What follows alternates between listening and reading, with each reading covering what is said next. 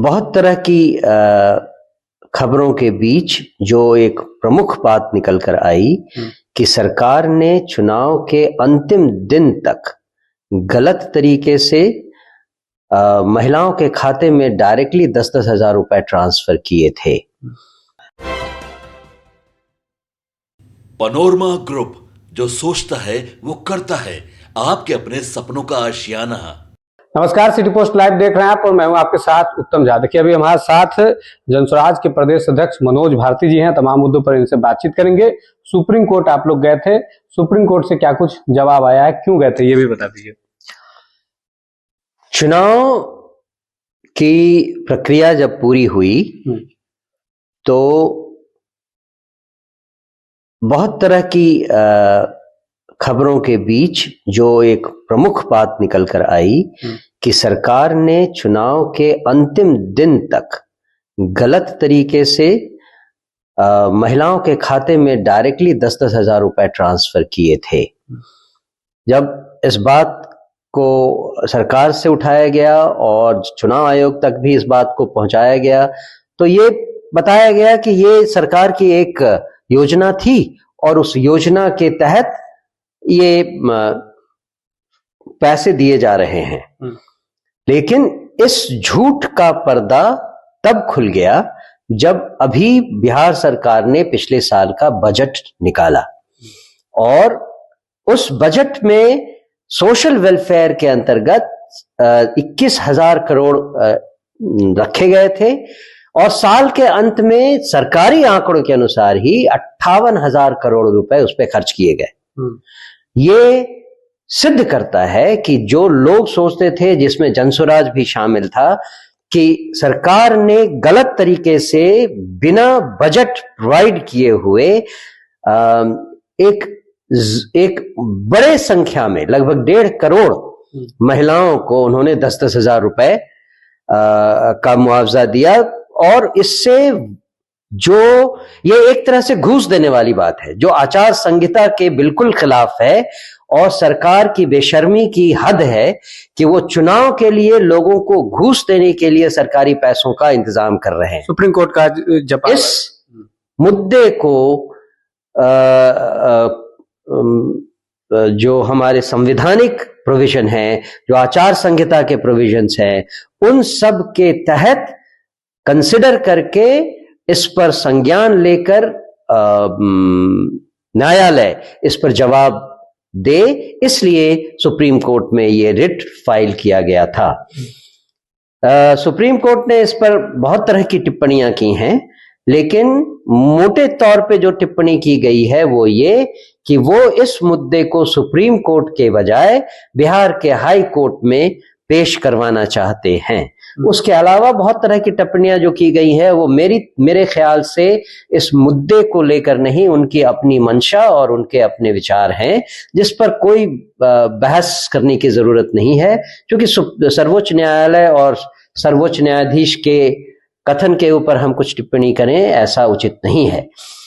तो सर्वोच्च न्यायालय के कहे अनुसार आज ही ये घोषणा हुई है, आज ही ये निर्णय हुआ है।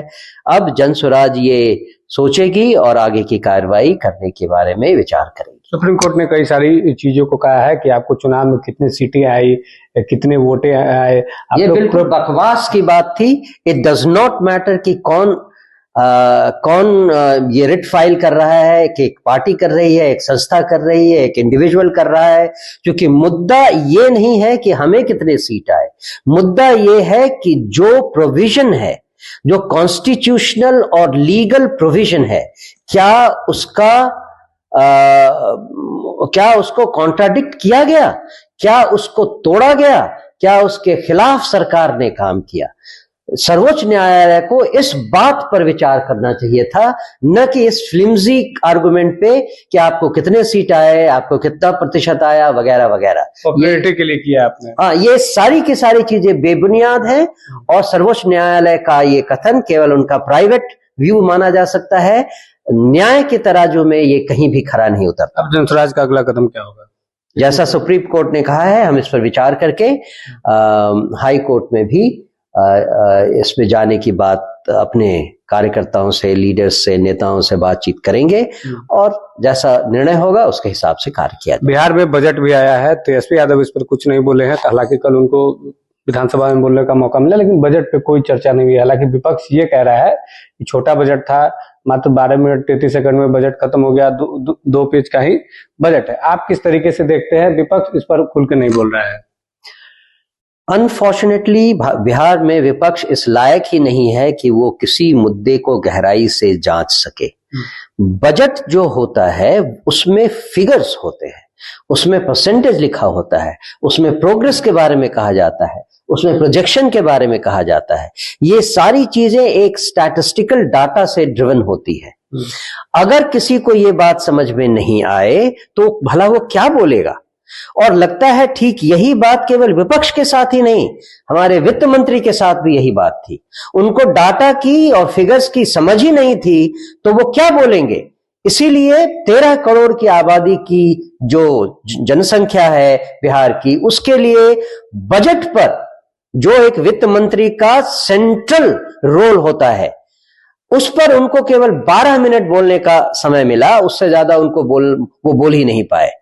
बहुत सारी चीजें हैं जिस पर खुलकर चर्चा होनी चाहिए। अभी भी अगर इस बजट पर सदन में विपक्ष या जो भी लोग सुन रहे हैं वो चर्चा करें, तार तार कर दे सरकार की सारी नीतियों को। जो जिस तरह से सरकार ने जनता के ऊपर तमाचा मारा है, जनता के गाल पर तमाचा मारा है, ये सोचकर कि जनता तो अनपढ़ है, बुद्धू है, वो क्या समझेगी बजट के बारे में। भाई सबसे सीधी बात तो मैंने जो आपको बताई कि सोशल वेलफेयर के अंतर्गत जो बजट आपने 21,000 करोड़ रखे थे, आपने 58,000 करोड़ रुपए कैसे खर्च किए, और उसको आपने गलत तरीके से महिलाओं को घूस देकर अपनी तरफ वोट देने के लिए मजबूर किया। इस पर आप जनता को क्या कहेंगे? दूसरी तरफ जिस तरह से उन्होंने ये बहुत बड़ा क्लेम किया कि हमने बजट को 14% या 17% बढ़ाया है, 3,17,000 करोड़ से बढ़ाकर 3,47,000 करोड़ बना दिया है, ये भी एक धूल झोंकने वाली बात है।